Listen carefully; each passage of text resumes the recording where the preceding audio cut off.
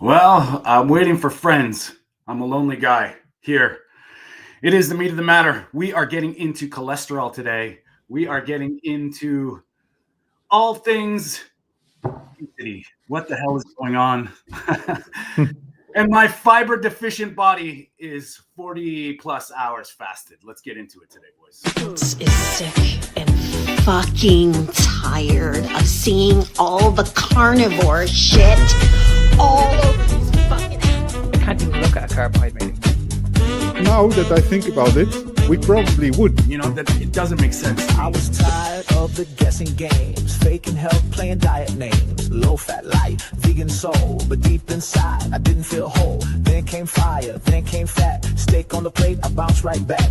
No more crashing, no more drag. You're literally treating your diet like a fucking religion. Looking forward to talking about this recent controversy. I've already been doing it for over 2 weeks now. Your fiber intake is fucking zero. There is a constant in the calculation. It is the most toxic fucking diet I have ever seen. Ever. It's not healthy. It is far from fucking healthy. Okay? It is the least fucking healthiest thing you can ever do for yourself.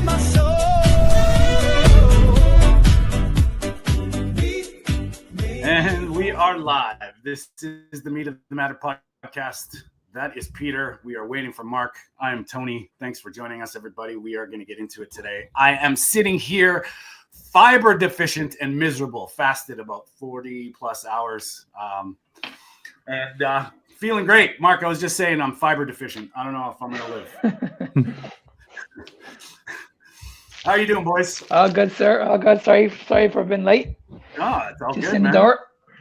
Just in time to talk about the obesity nonsense and the cholesterol for stop. kids. Right? Yeah, let's get stuck into this. So before we begin, I just wanted to shout out to Byron Funk, Carnivore Beats. Please go subscribe to his channel.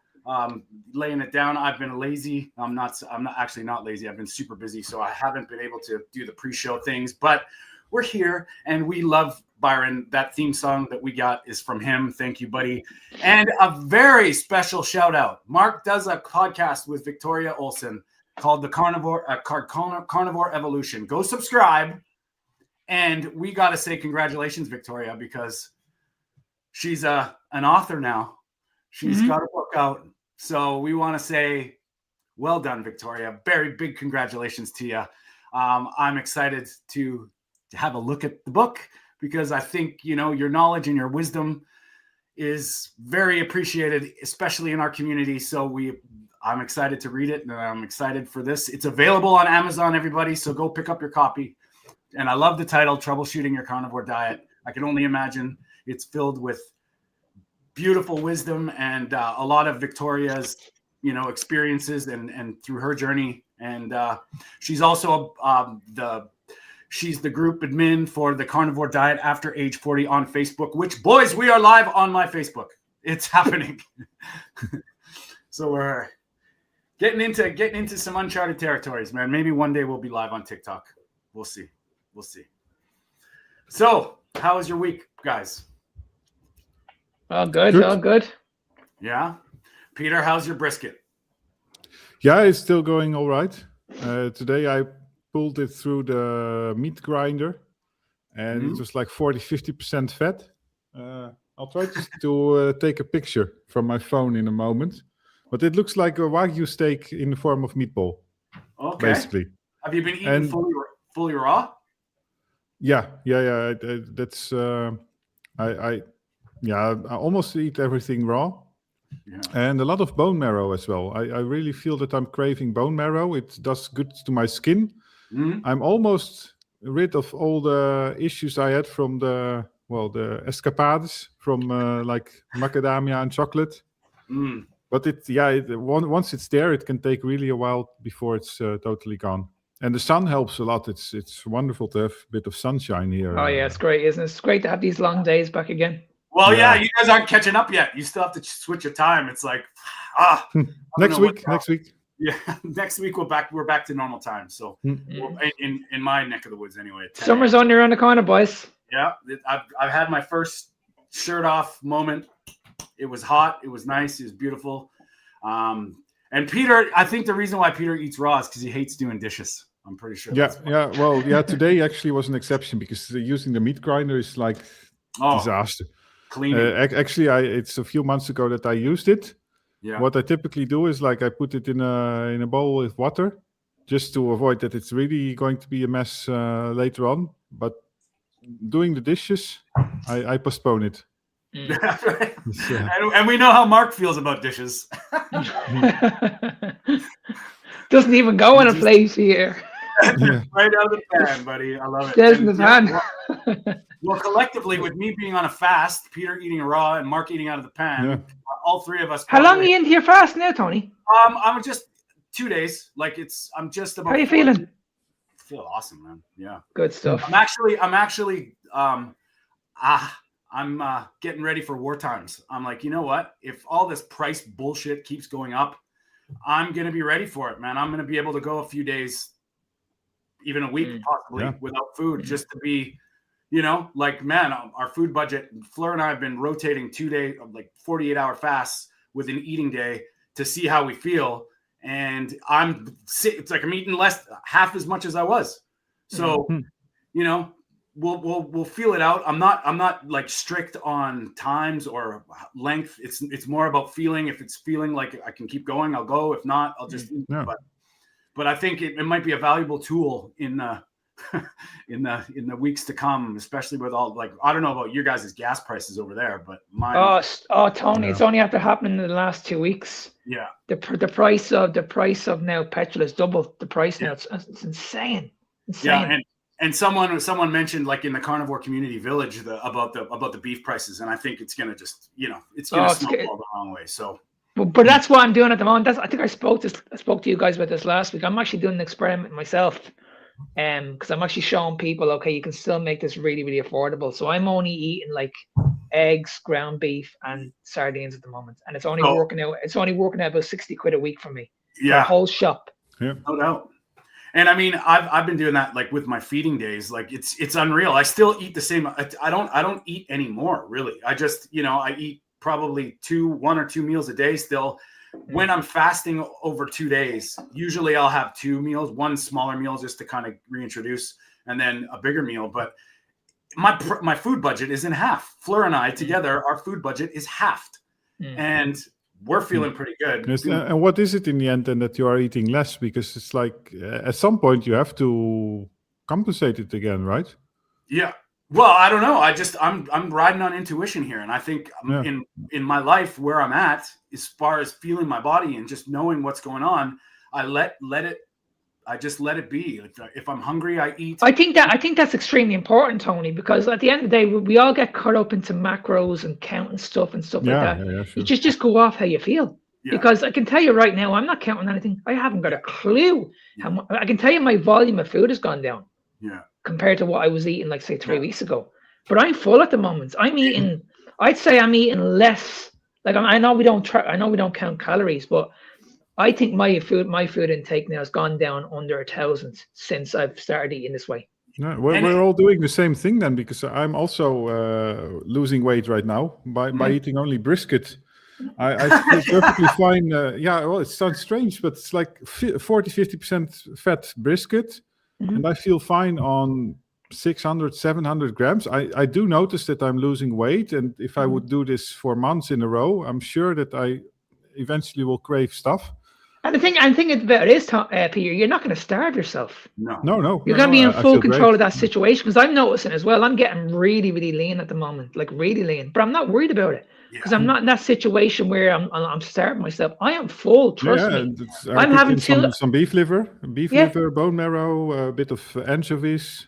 That's the most important thing is, like, you're having 2 meals a day, and it's like I'm okay here. There's no panic situation. And I have noticed something in the gym actually doing this. I have noticed my explosive power isn't quite the same. But my stamina is completely the same. Like, I don't have any problems with energy. But this goes into my mind. Like, is it carbohydrates? I don't need them. It's like we're talking dollars and cents here, man. And I'm fine. Like, I've done a workout, 2.5 days fasted, done a big heavy workout, and I feel great. I mean, and that's it. Like, I'm talking, do I need anything? Like, it's wild. So yeah, I'm feeling the only good. thing I worry about is what happens. So I try to avoid the workout when I'm really fasting. And what happens if you do it and you don't take proteins? Well, the thing about it is, though, if you want to look at building muscle, protein around the workout doesn't matter. It's what you have. It's what you have throughout that. It's your protein intake for the whole day. Yeah, So but we're talking about days without protein, of course, right? Oh yeah, if you're going too long, if you're going like say 4 or 5, even a week without no, but also any like protein 2 days in the of fasting, and then on the second day you do a strong workout. So let's say, you know, like I think if I wanted to get scientific about it, I just look at the reason why am I doing this. I still want to work out. I still want to, but I'm not a high performance athlete. I just want to go for and I've got a training partner now, so more so I would feel I'm just there for him. If anything, if I didn't feel like working out, I would go there for him. But I mean, who can go to the gym and not like, right? You'd be sitting there going, oh, absolutely. Okay. And the thing about it is, like, if you want to put on a lot of size, then yes, I would implement more feeding windows. So instead of just going for 2 meals a day, I'd be getting these people to eat like 3 or 4 meals a day because their appetite has to increase over time to build more muscle. So I would be getting these people. I'd be listening to these people first of all, and they say to me, like, I like to have a little bit of food before I train. I would say, okay, fair enough. Let's add in maybe some like coffee, add in a little bit of cream, heavy cream in there, maybe about an hour before you train, and then probably about 2 hours later you can eat again. So I would work around the person's needs. Yeah. But if you, like what Tony mentioned, if you're just doing this for longevity and you're just doing this for health reasons, I don't see the issue. Yeah, but I'm talking, of course, specifically about this situation where you have not been eating for 2 days and you are going to destroy your muscle. No, not after 2 days, you won't. Maybe after about a week. The longer you go into the process, if you fast too long, you will. But you won't. I wouldn't be working out like this if I was going any longer than 3-ish days. Like, there's no But I would be like, the reason why I'm doing this is, you know, it's to see how I feel. Like, I'm always sort of on a like, okay, like maybe, but I've always done fasted workouts. I'm one of those people that I love working out on an empty stomach. Like, I don't like to have anything. I'm the same. I never have any food going to the gym. Me too. But we're talking about more intermittent fasting style thing again. And I also think it's like, you know, Mark was saying too, it's like, what do you want to achieve? If I was on a heavy bodybuilding program and I wanted to build I wouldn't be, you know, it would be a different dynamic. But I mean, I think intuition is one of those things that gets loosely spoken around this area. And I've worked for this. Like, it's taken me a long time, over 6-7 years now, to figure out how my body works, to be able to, like you say, Peter, you know, you're sort of, you eat what you feel, you know, Mark, same thing. And I think a lot of people jump into this kind of diet or lifestyle and they just think that, oh, my body's going to be into it now. No, exactly. You got to build this. Get fat adapted, understand when you're cutting out stuff, how it's going to make you feel. It's tough because all of us veterans, you could say, we've been doing this a long time. So your ability, Peter, to experiment, your ability, Mark, to experiment is different than somebody just starting to eat this. I just find that I just find what works best for me is when I have a really big meal before I go to bed, like about 2 hours. That fuels me. I have no problem. I would much rather a big meal before bed than I would before gym, for sure. Exactly. And see, that fuels me. Like 2 hours before I go to bed, that fuels me throughout the whole night. It's digesting perfectly in my gut. So when I wake up in the morning, I don't have this heavy feeling. Not the way you wake up in the morning, you have that when you used to eat carbohydrates, you used to feel like shit. I don't have that. Like, when I wake up in the morning, I just hydrate myself. I'll have a glass of water, maybe a little bit of salt, just to for more just to get a bump in the gym and just increase my sodium a little bit. But after I have that water, I'm ready to go. I'm not even thinking about food. I have an unbelievable workout. Yeah. You know, I mean, I'm still getting unbelievable pumps and my strength is going through the roof. So I just find, like, you don't need to eat specifically around the workout area. You have to find what works best for you. Yeah, for sure. Well, we got Brian already chiming in about cholesterol. So, you know, what about the new cholesterol guidelines? So maybe we'll touch on this quickly, and then we'll get into the obesity stuff that Mark wants to talk about this week. But I'm just going to play this video and we'll get right into it, man.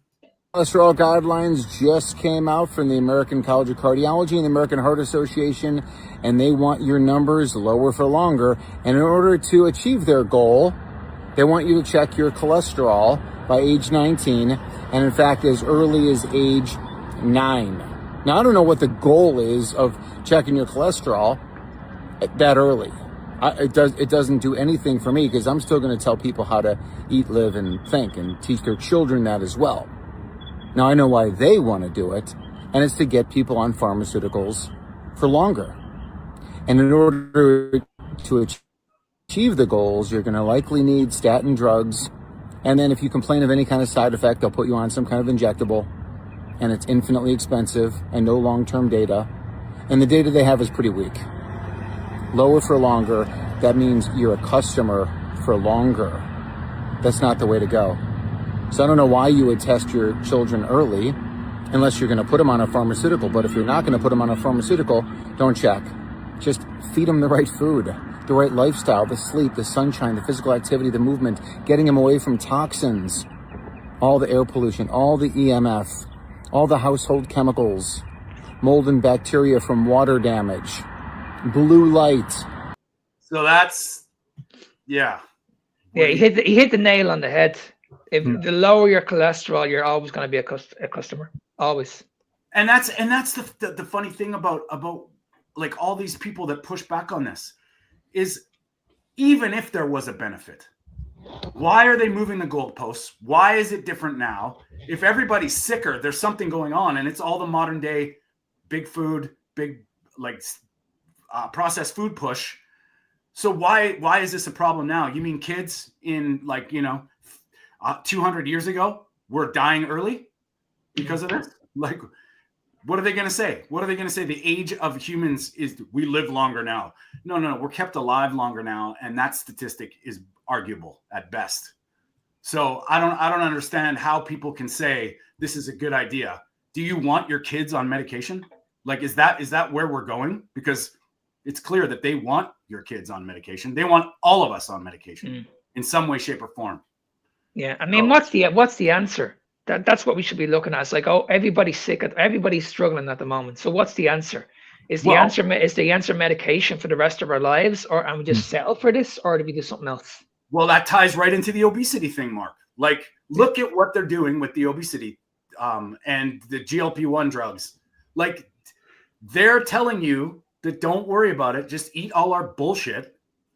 Be laissez-faire about your diet and just take our drugs and you'll be fine. That's the message. Like, it's not, it can't be any clearer. And I'm not saying that there's certain situations where the GLP-1s might be beneficial for certain people, but either way, you need nutrition. Either way, you need essential nutrients. And I think this cholesterol bullshit, what are they all supposed to do?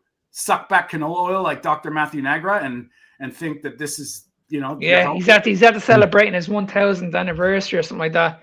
And he put up with today, absolutely disgraceful. They're all shooting canola oil. Like, this is crazy.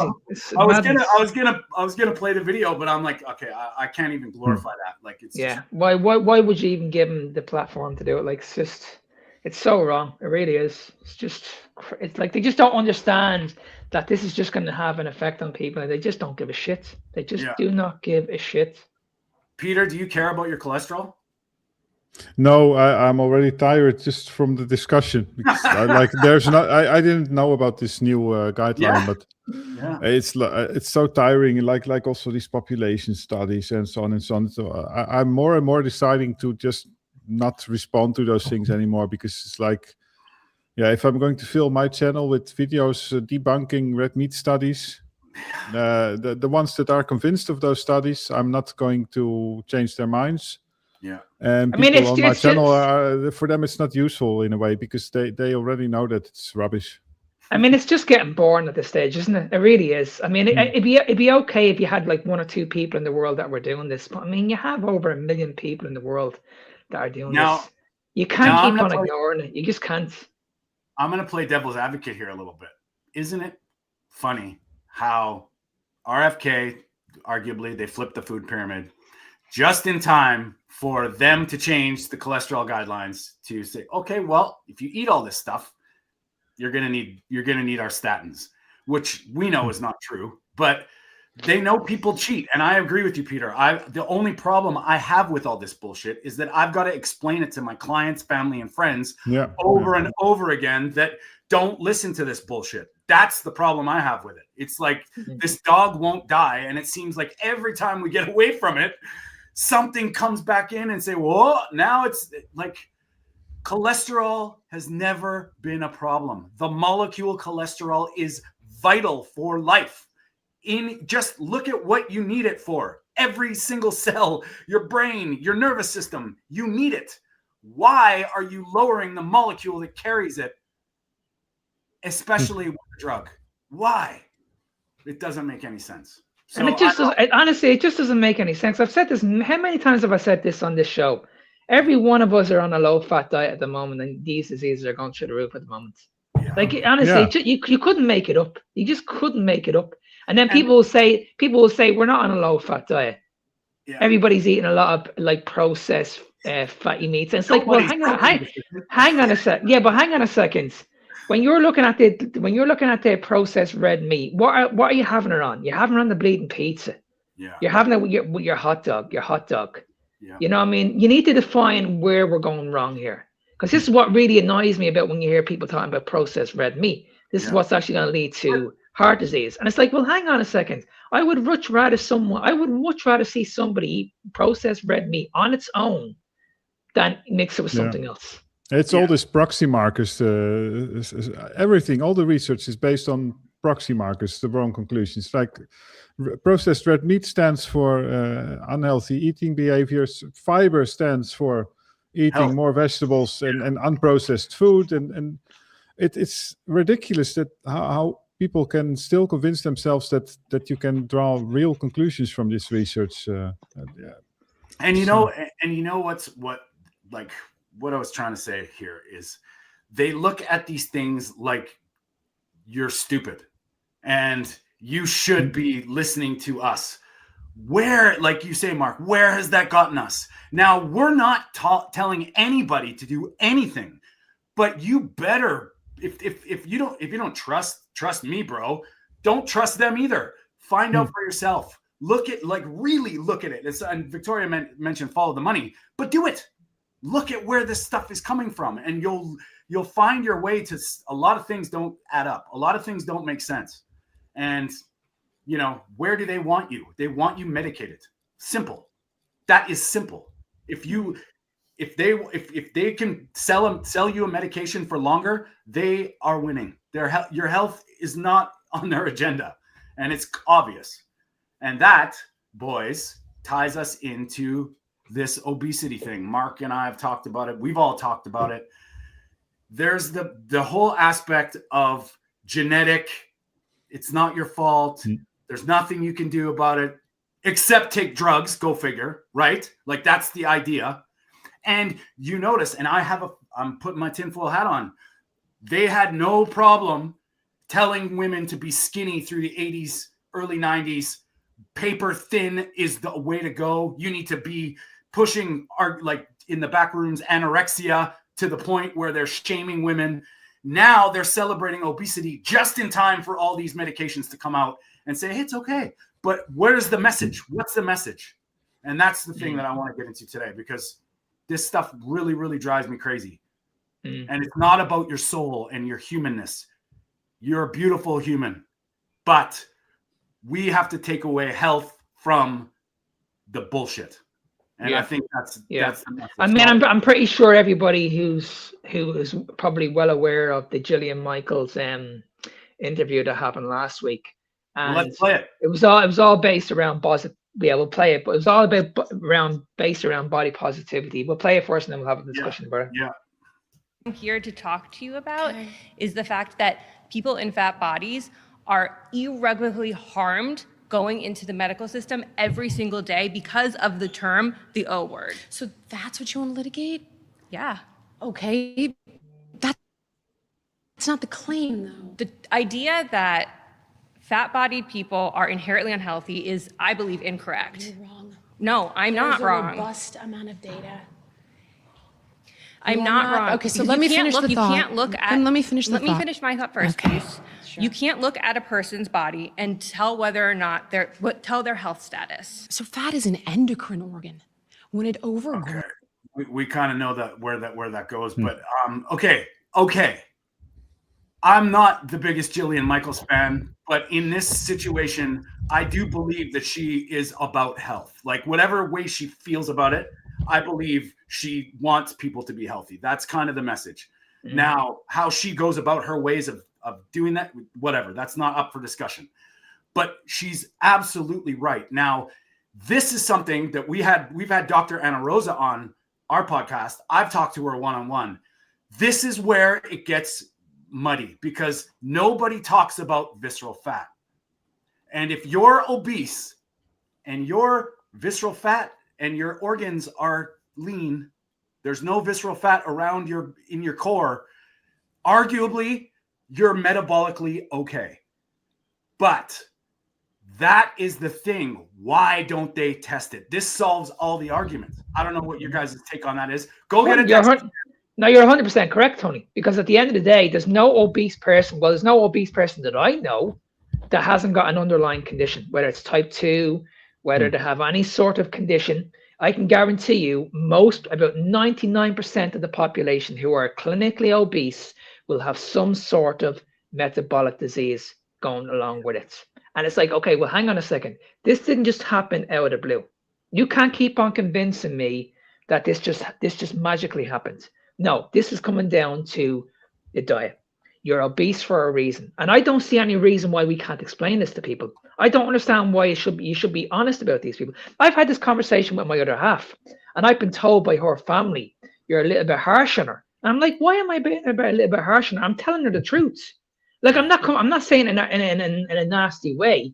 I'm not saying that at all. I'm not saying you should say to people, okay, listen, you're fat. You know what I mean? Shame. This is not shame. But you want to look out for that person. You don't want you don't want to see any harm come to this person.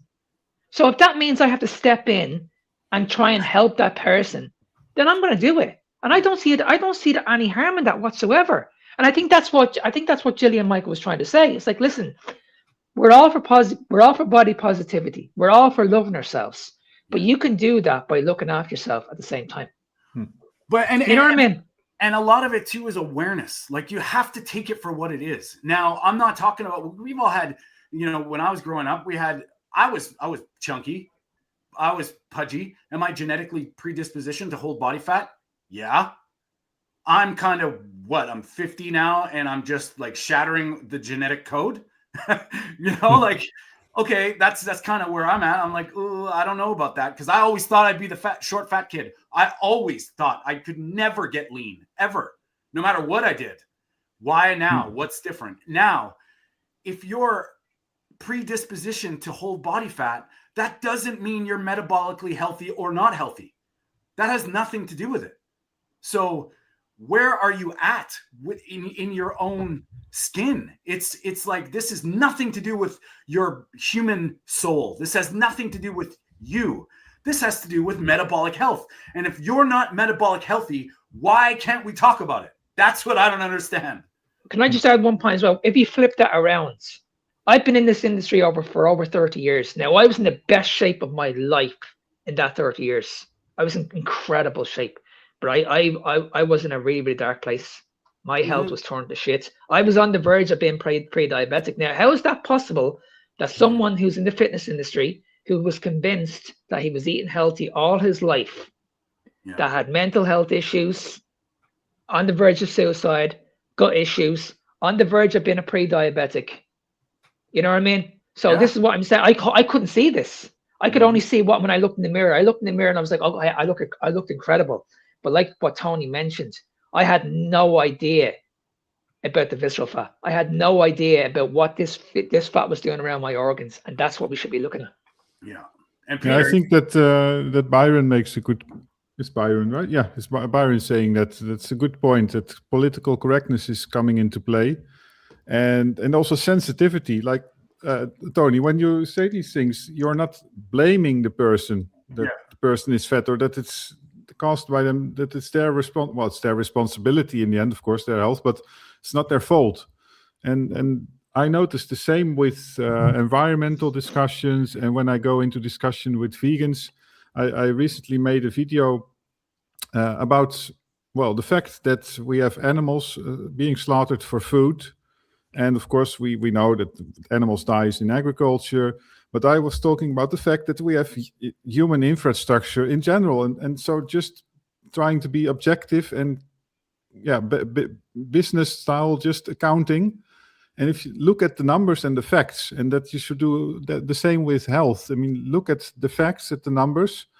Don't be sensitive, because if you're going to intermingle all kinds of discussions, you get all kinds of weird stuff, political correctness, wishful thinking, like, okay, it's healthy for the environment, so it's healthy for humans, and fat people are nice, so maybe it's not that bad that they are fat, because they are, it's not their fault, they are kind people, and so on and so on. It's just try to be a bit of objective, and it can be painful sometimes also to be objective. I mean, the way I see it is, if we don't step in right now, we could lose these people very, very early, and I think that's wrong, because we're seeing. I only interviewed a guy here last night. Victoria will tell you this. This guy had cancer in his 20s, 20 years of age, and he had testicular cancer, and he had to figure this out himself. He went to all the experts in England. An amazing story that he told us last night. He went to every single expert in England, and not one of them could figure it out. Not one. And he came across keto, he came across carnivore, and he was like, okay, this is my last shot here. If I don't get this right now, then there's no hope for me. There's absolutely no hope for me. And he did it, and he put his cancer into remission. He lost all the weight. He put his mental health issues into remission. Like, it's insane. It's absolutely insane. And the hardest part, Mark, is that when people like us talk about that to somebody, if they don't come into this on their own terms, it's almost like there's nothing we can say, because they're so programmed by the doctors. And all I'm saying is, isn't it worth your life? I can say this easy. I don't mean to judge or put it on somebody, but to weigh out options. Like, if we said that there's an option that you could just be better, maybe, things could improve holistically. And I'm talking about, like, there are certain frequency machines that help this. There is certain spiritual practices that help this. There is, and it's a fact that sound affects cells, and cancer's not any different. So why are all those healing modalities that cost nothing to put your feet on the fucking ground, get connected to the earth as much as you possibly can? No, that's stupid. Take this chemo, because that's the only way you're going to. And it's always one or the other. Eh? So if you're proposing, let's say, additional treatment and therapy, it's almost as if you're trying to say that they shouldn't do anything else, or that you're automatically going against medical general practice. Yeah. And I mean, is it really that hard to believe that what you eat will affect you? Simple. Well, we can't keep on ignoring it, Tony. We can't keep on ignoring that the food is not the issue here. Yeah. Like, we just can't. It's the one thing everybody has control of. It's the one thing you have control of, is what you put into your body. Out of everything that goes on in the world, it might be out of your control, but the one thing you have full control over is what you put into your body. And you should be able to look at that situation and say, well, hang on a second, before I start blaming any other factors in my life, maybe I should look at this first. Yeah. It's funny that you talk about sound, Tony, because if you talk about hi-fi in the end is electronics, is electronic signal entering a system. It's changed, and then eventually it's changed into motion with the cone movement. Yeah. So everybody realizes that the signal that you put in, but also the electricity that you put in, it has to be clean. Try to put a stereo in a noisy place, and it will sound horrible. Mm-hmm. Noisy electronics as well. Isn't that beautiful, boys? Yeah. It's clean, Peter. It's clean. It sounds very nice. Yeah. Is that a special glass? Yeah. It's Fleur's got all these crystal bowls and Tibetan bowls and stuff. And this is something that's been part of my life. And I feel it. You feel it in your body when these like real frequencies are around you. And it's, and for all the people, oh, yeah, that's bullshit. What's the cost of taking a 20-minute to a 40-minute nap and let these frequencies surround you? Like, Absolutely. It blows my mind because people can't be still and they can't, take the time for themselves. And I mean, if you could imagine saying that to somebody who was suffering or got, the bad news with cancer, that these things could possibly heal. Yeah. And then you look at half the world goes bullshit. Yeah, I don't think people understand how important it is. They can clean your teeth as well. Right. I just don't think people understand how important it is to be in a relaxed state. Yeah, pretty much for control your breathing, control everything in your life, control the variables instead of it's just panic. It's rush. Everything is in your face, and that just leads to blood sugar elevation because we know that when you're in a stress situation, that can elevate your blood sugar also. It's not just down to the diet. A lot of people, when we hear about oxidative stress and metabolic stress and chronic stress, they're all related. Every bit of it is related. And that's kind of what I know probably about everybody that's in the chats that I've known and talked to. You start, like, including us, as you get your brain working properly, all this stuff sort of clicks, and it's like, whatever you do, you need to like hunter-gatherer mindset. It's not about the hunter-gatherer part. It's about connecting to the earth and being natural. Yes. Anytime we go away from Mother Nature, what the hell do you think happens? You get punched in the face. And that's not a coincidence that the further you are from this, the more chaos is going to be happening in your body.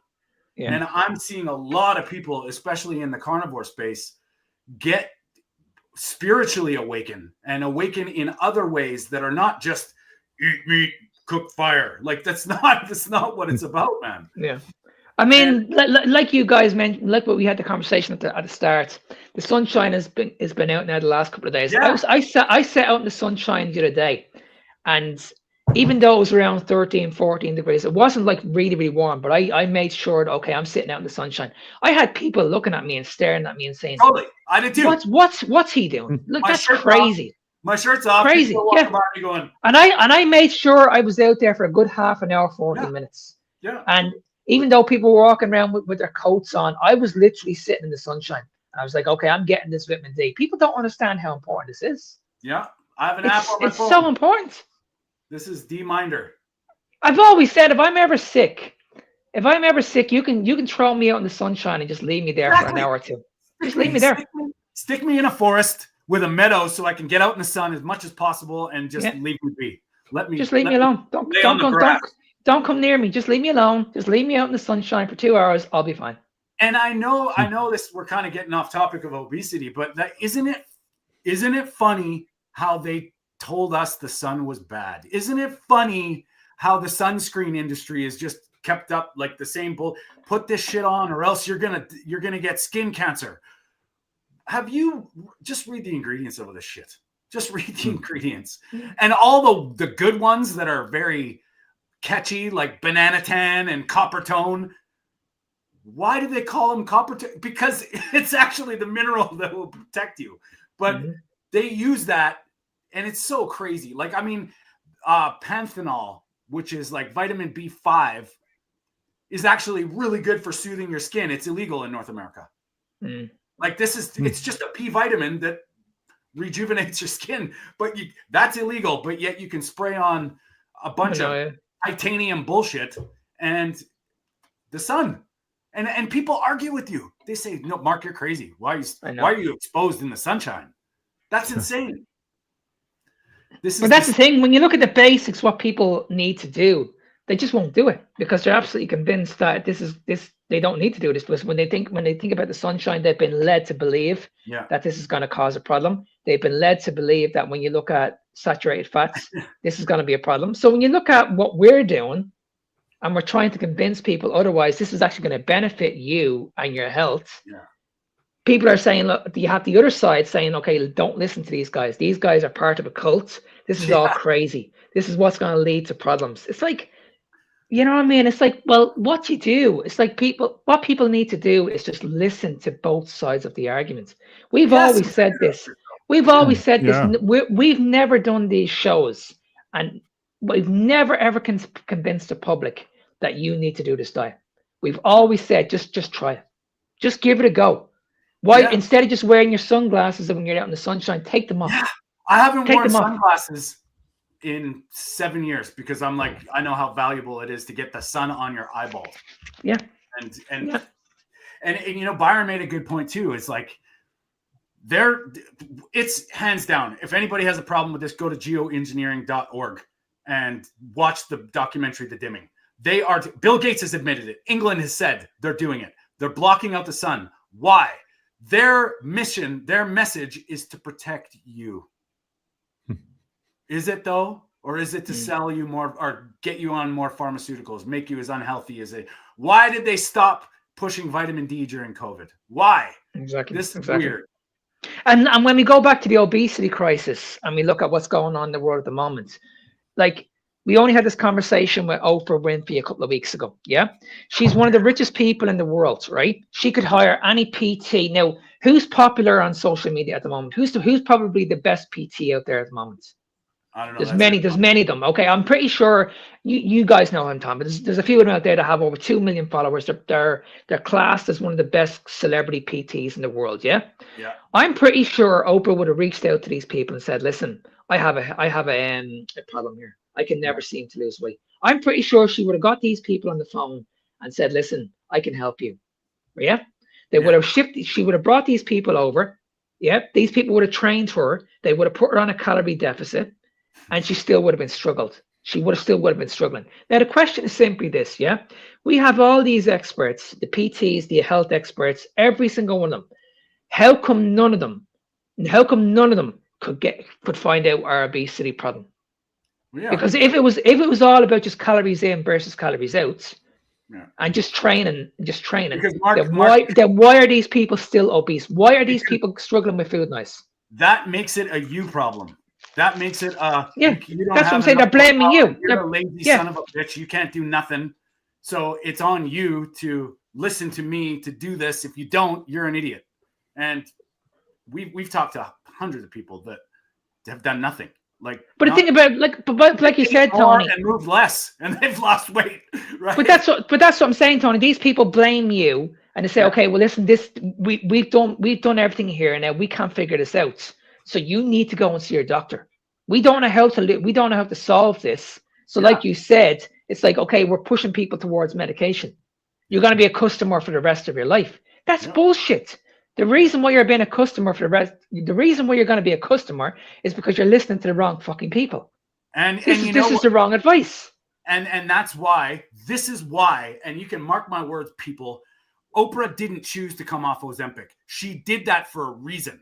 She did that to say, hey, look, if you're not on this medication, this is what happens to you. So you're best be needing this medication for the rest of your life. That is the message that she was sending.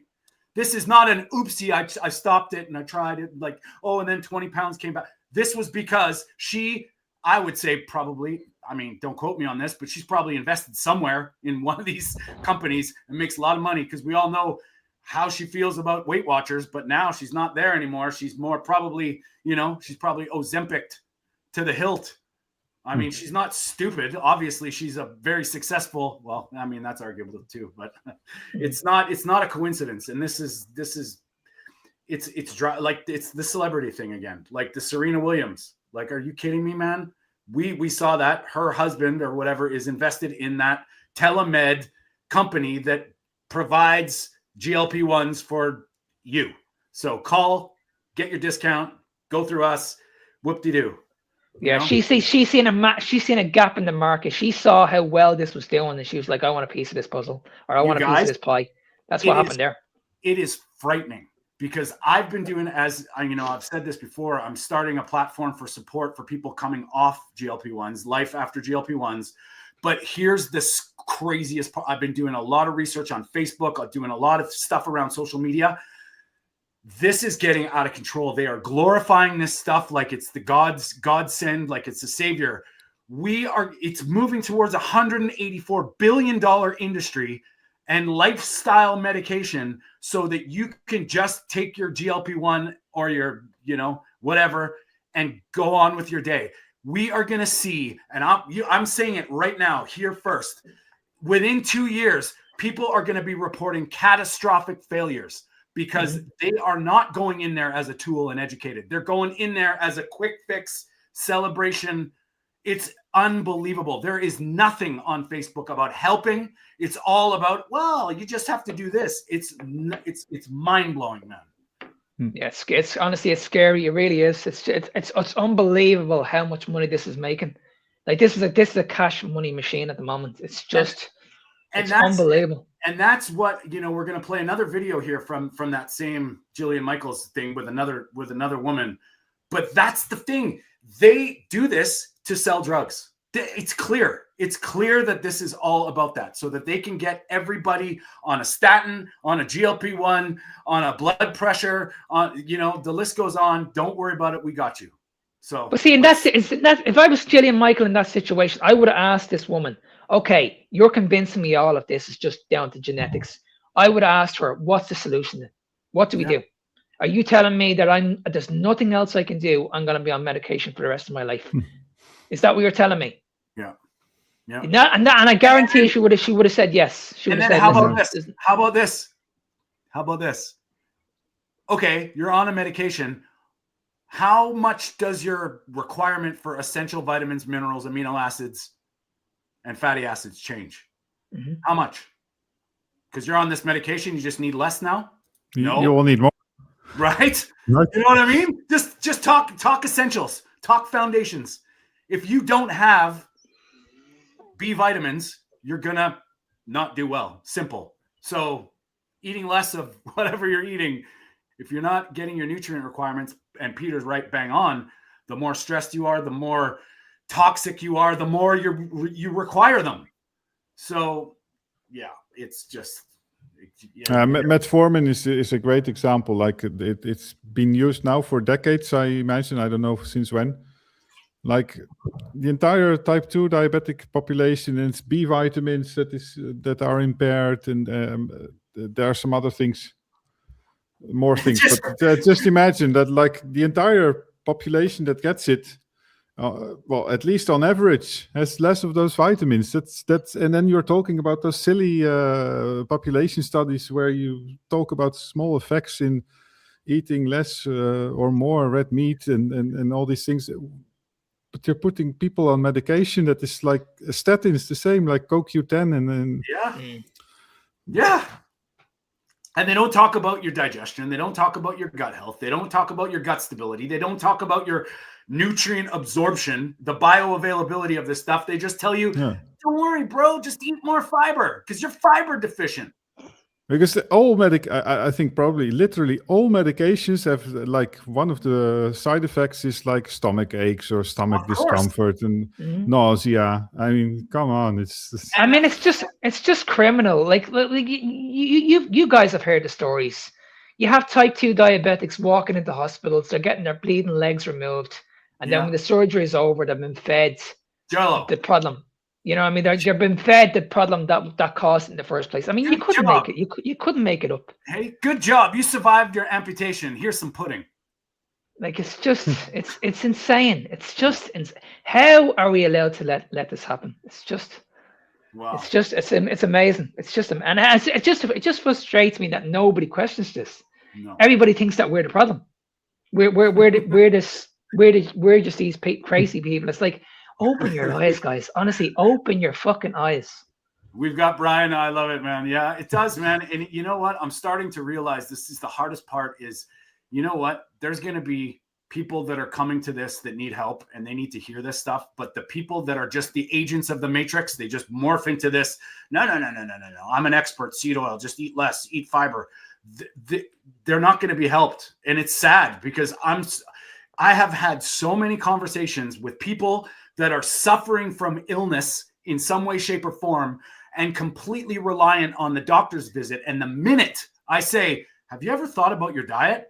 Oh, yeah, I eat healthy.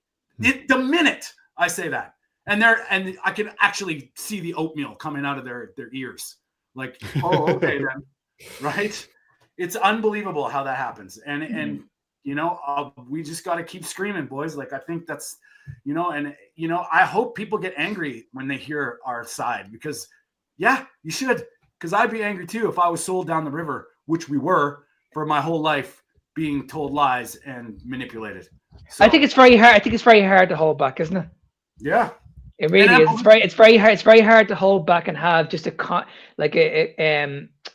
quiet conversation on this. It's just frustrating when you have people on the other side just trying to convince you that you're wrong. Yeah. And I think at a state, there's gonna come a point when you're just gonna lose it. You're just gonna listen. You're gonna be like, listen, stop. This is fucking bullshit. Yeah. And this is why I just can't have these conversations with these people, because they're trying to smooth talk me, and I'm like, listen, you have no idea what this smooth talk is doing to me.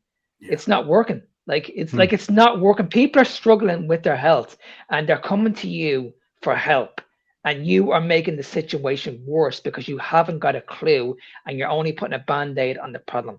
It's just frustrating as hell. Yeah. And did you have something, Peter? Yeah, well, I was wondering that because those people, before they are able to listen to you, they need an eye opener, basically. And I was wondering actually what the eye opener for you guys was. For me personally, it was like the moment that I learned that people don't need carbohydrates. That was really, I mean, obviously, as a type 1 diabetic, that's the realization that I heard this for decades. Yeah. That we need those macronutrients. Yeah. And then realizing that that's not true, it made me look at everything else. And so I was just wondering, what was that thing for you guys? Go ahead, Mark. The big one for me was the fiber. Yeah. I was convinced that was the last thing that came out of my diet, the fiber and the fruit. Yeah. I could get rid of the carbohydrates, no problem. I could get rid of the processed food, no problem. But I just could not let go of the fiber. I struggled to look at my plate, and just eat, just get into my mind that all I have to eat is just a piece of steak. That's all I have to eat. I was convinced I had to have the color rainbow on my plate for years. I was convinced, and same with the fruits. I was convinced that no, hang on a second, I need my antioxidants. Where am I going to get my antioxidants? And surely I need to have fruit. Surely I need to have some sort of berries. Where am I going to get my vitamin C from? Like, these were the questions that were in my head for years and years and years. But it wasn't until I just eliminated them and I just said, right, I'm just going to try this for about a month or two. Yeah. That's when my eyes opened. It's like, holy shit. Yeah, I had a couple like similar. But when I went low carb, I was like, if this is so bad for me, why do I feel so bloody good? Like, that's what I noticed. Like, within 2 weeks, pain gone. Like, everything was just like, and my energy was like, wow, what's going on? And then it kind of leveled up when I chose to go carnivore. But even when I was like keto, I was like telling my friend, I'm like, you're crazy. I'm not eating just beef and eggs. There's no way I'm doing that. I need vegetables. Like, that was me too, Mark. But when I actually was like, let's try, because I was going to go vegan because it was healthy. And I went carnivore, and I went the completely other way because I did a thought experiment in my own. I put it all on paper. Let's look at everything that we know or we think we know. And I was in the middle of nutrition school, and I was like, this doesn't make sense. I'm doing this. And I went, and I haven't looked back. And I'll tell you what, another big one for me was I had to have carbohydrates to build muscle. Yeah. Because I was in the fitness space. I was one of those people, because I used to preach this to people, that you need to have carbohydrates around your training to build muscle. But then I realized the importance of insulin. Then I realized, okay, insulin is important. It's the anabolic hormone, but it's not the fat storage hormone. Yeah. Well, and they are all facts in physiologic, in books about physiology. It's so that you can debunk all of those things with basic stuff that you can read in books during your medicine or nutrition education, basically, if you look carefully. Yeah, that's the amazing thing. Well, when you look at all these mechanisms in the bala, I understand now when people talk biology and biochemistry and physiology. I might not be able to completely recall it and explain what's going on, but one thing that I realized was a lot of these things are happening all together. So just putting in one factor doesn't make everything good. There's an X factor. That is how you feel. If you feel good, you're probably doing something right. If you do not, you could be doing something better. That's simple. And then you have to have a little bit of faith, because you got to put in the time. If you're suffering with an autoimmune, serious gut issue, something like that, your body's going to take a long time to heal. Arguably the amount of time it was being busted apart. So, I mean, I think that's the one thing that we always like. You can tell me all day long, Mark, that I need carbohydrates, but I don't, because I feel great not eating them. And I tweak myself. I try things, but it always comes down to that. And I mean, I'm not opposed to anything. Try it for yourself and figure it out find your way. I think that's the best way to do it. I think it's very, very important. At the end of the day, you're the evidence here. You're the research. Yeah. If this works for you and you've gotten the results that you want, how can these people tell you that what you're doing is wrong? Exactly. Like how? It's impossible. And it's that's absolutely impossible. And actually saying that, Peter, another thing that I realized is once you start digging into the history of food, all of a sudden light bulbs come on. That's a big one, right? It's because if people argue, they have you have the Jacob Foods, you have the Niagara's sucking back canola oil like it's whiskey, and then you have the history of canola oil. And to me, that doesn't add up. If it's so healthy, why were they using it as a machine lubricant? Why were they trying so hard to find a new market for it? So they had to fix the acidic content in it. And oh, look, Canadian oil. Yeah, and the big thing there is that they are living in some sort of universe that is only based on this statistical inference. Yeah. And if you talk about the seed oils, I talked about it recently. You can look at risk in those silly studies, risk markers within that universe. You can also talk about the actual very relevant risk, and it's the fact that we are introducing all this food, all this processed food, the seed oils, the heavy amounts of sugar and all this stuff in a matter of decades. Yes. And for me, actually, that has happened during the last few years, that I focused less and less. Obviously, I already realized that those studies are rubbish, but I focused less and less on nutrition science and take into account history, paleo, anthropology, and that sort of things. But just the simple fact that diet changes in evolution take thousands of years.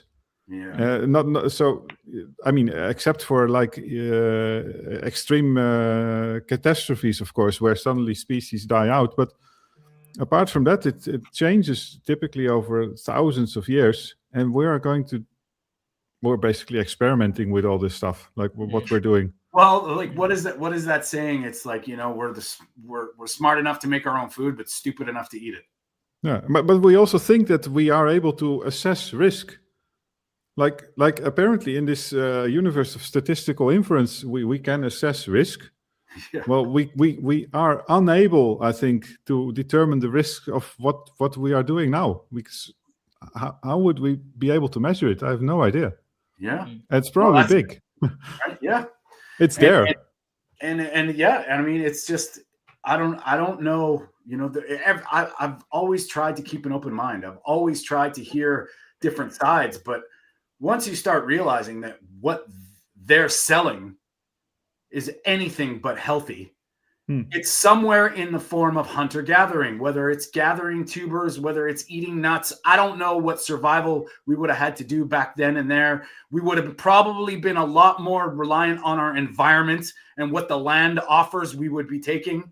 And hey, if you had to grow a fruit tree to sustain your life, well, sure, we might have done that. I don't know. Yeah. But I mean, what they're doing that's so far removed from nature. All these people are saying they're green.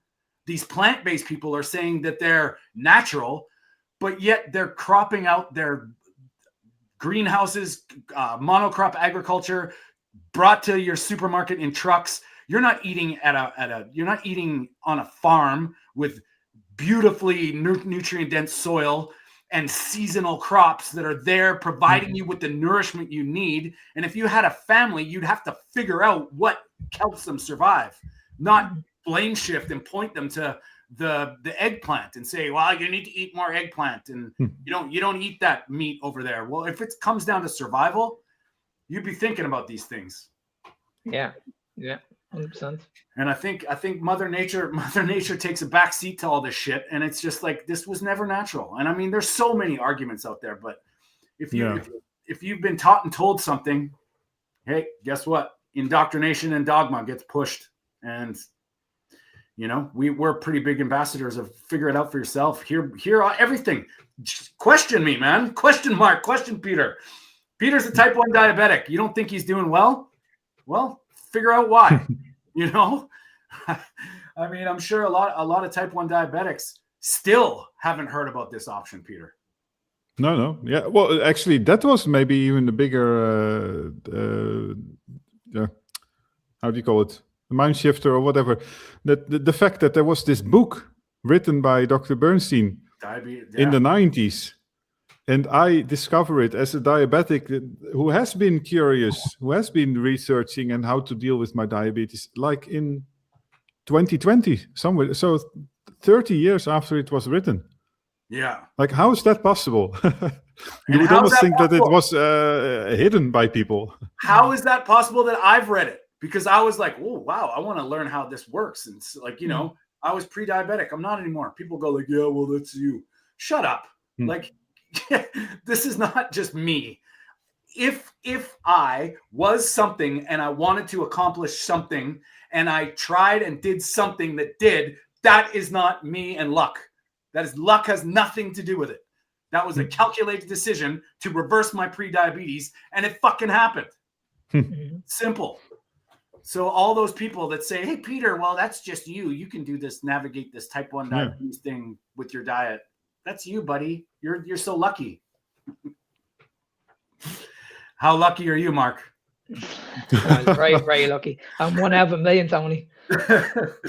I'd like to know in the chats who else is lucky, because I'm sure there's been a few remarkable healing journeys, and it's just all about luck and genetics, right? So, do you guys want to have a look at this other video, or do we want to call it a day? Because I know, Mark, you got things to do, and I can have a look at it. I have to jump off in about 15 minutes, but I'll if you guys want to continue, right. I have to jump off in 15 minutes anyway. Let's get into fat shaming and horrible feelings. Here we go. Raise your kids. You use fear and shame to raise them? Does it seem like I use fear and shame to raise them? Yeah, because you talk about using fear and shame. I don't talk about. First of all, that is a life or death intervention on a ticking clock. But do you look at me and see a life or death need for an intervention right now? Be honest. Yeah, I do. I'm telling you that shame is a signal. It's telling you, hey, look over here. Now listen, people are absolutely at one point or another, very often victims. However, how we choose to respond to that injury, okay, at one time absolutely meant your psychological survival. It is how you survived that injury. The problem is it perpetuates and it no longer serves. But if we continue to repeat the pattern, it's actually has a name. It's called a repetition compulsion. And the goal, right, is I will master this. I will play this out. It's safer to play it out externally than where those feelings really belong, because that's painful. It's also safer because you don't have to suffer the primal loss of whatever was missing. So now, can I give you an example? I'm a shitty parent. We talked about this, but just follow me, right? I'm a shitty parent. I'm not there for you. Okay, instead of you saying, oh my God, my mom was never available, I didn't get what I needed, we then internalize that and go, it must be because I'm not good enough. Hence the sinner part, okay? Not because mommy is unavailable due to her own limitations. Instead, it gets internalized, and that is what becomes toxic shame. I think she spoke very, very well there. I think she absolutely nailed. She hit the nail on the head. So I think everything she said there made perfect sense to me. Perfect sense to me. I mean, I think there's, do you guys know who Konstantin Kisin is? No. He's speaking out. He's a comedian, but he speaks out against the woke thing. And he's spoken at Oxford, and he summed it up with this: do your feelings matter more than the truth? And that you can argue that, but if they do, it seems that our world, we want to protect all the feelings, and we want to get away as far away from the truth as possible. And when we find out the truth, we want to stick our head in the sand and just be in denial. I mean, at the end of the day, nobody wants to hurt anybody's feelings. No. But like I said earlier on, if that's my other half, who I want to spend the rest of my life with, I'm gonna make sure I do whatever I can to help her. And if that means I need to be a little bit harsh, then so be it. Because I want to make sure she's here with me. I would look, if she, let's put it this way, if I lost her in like 3 years' time, I would look back at that with regret and say, why didn't I not fucking act on that 3 years ago? Yeah. Why didn't I not sort that out 3 years ago when I had the chance? That's kind of how I feel. Instead of listening to her and saying, listen, well, I'm okay here. Yeah. I'm okay here. This food is making me happy. It's not making you happy. You need to be told that this is not making you happy.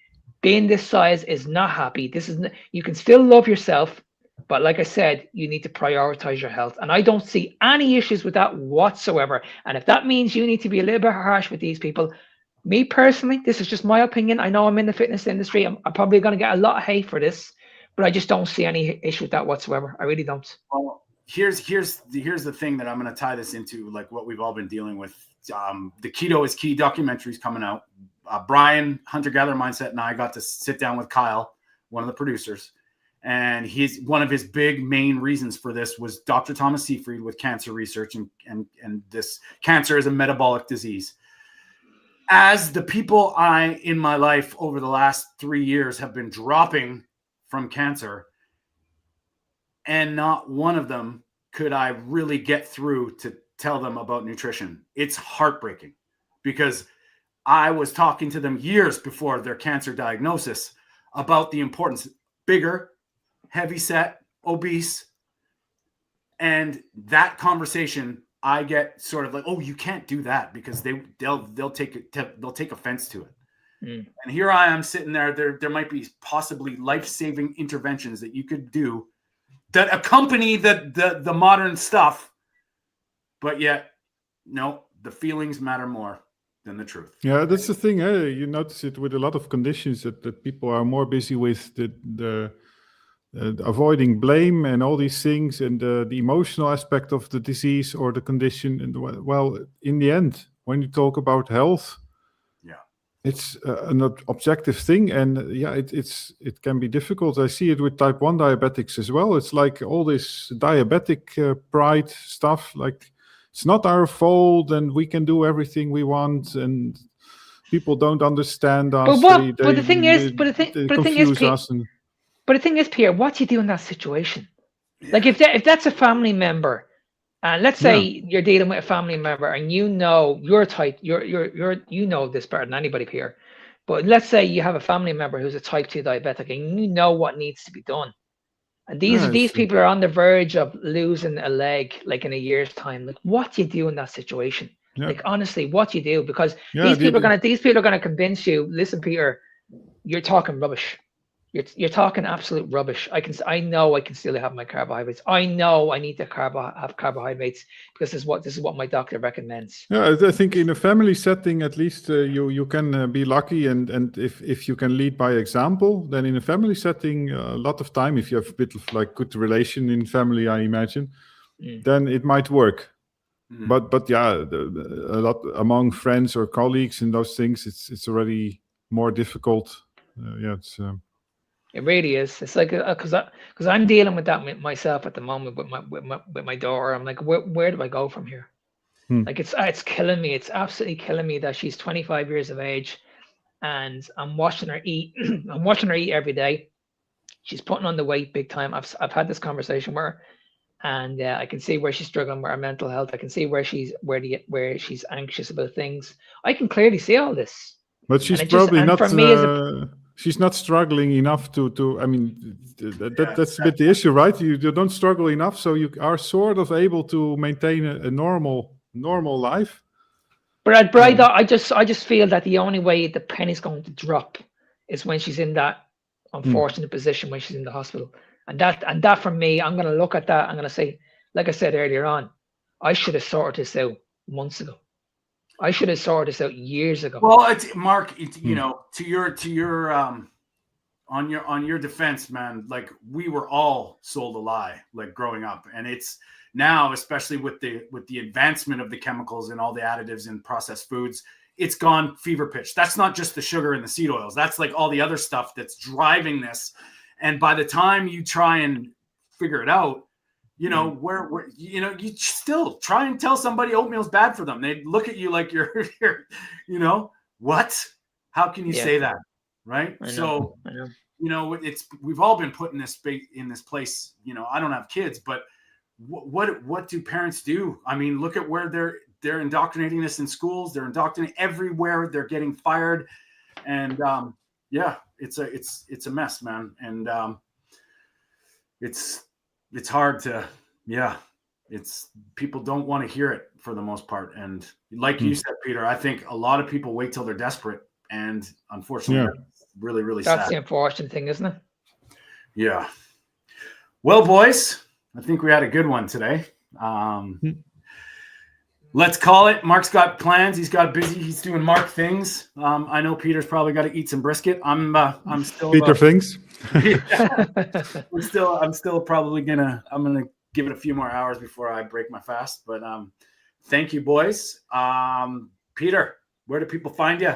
Any last comments? Any last concerns, words, wisdom? Well, I'm. You can find me on Low Carb Perspective, and this is the Dutch Carnivore. And here, by the way, are my brisket balls of today. Nice. They you cannot see it very much, but they looked like and tasted like Wagyu meat because it was like very fat. How's the chewiness of the meat? Because brisket's pretty tough, isn't it? How is it? Yeah, well, I dry age it, so I dry brine it for a few days typically, and it becomes much nicer. And of course, this was ground up, so it's just it was soft like Wagyu also.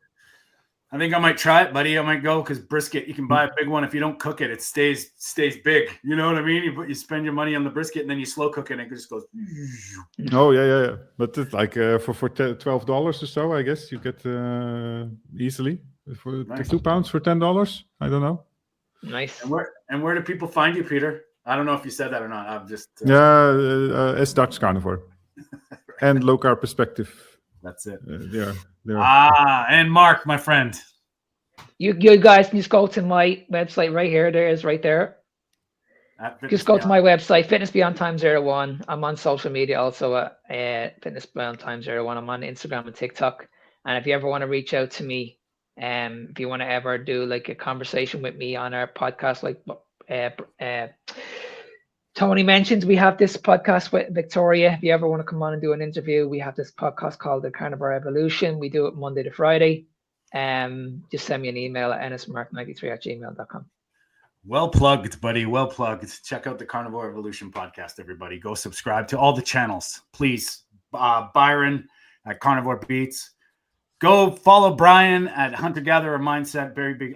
Everybody. Lisa, we appreciate you guys. Rick, you guys want to invite Rick on the show next week? It was not because I'm going to be away, so I would love to watch that anyway. But thank you guys for always being here, and we want to support everybody because this stuff is going to get. I think it's going to get harder and harder. I mean, the nonsense that's happening in Canada is pure ridiculousness between hate speech and food prices and all the bullshit. I think now is the time to really, really become aware and help and protect each other because it's doesn't look like it's going to get any better anytime soon. If anybody wants to reach out and follow me, you can at Tony_Food for Thought. We are the Meat of the Matter podcast is on Instagram, on my Facebook page. We're trying to expand, so we could use your help and support. Please like and subscribe to everybody. We are here every Sunday. The Meat of the Matter podcast. That is Mark. He is Peter. I am Tony. Thank you all for your support, and we will see you next Sunday. Bye.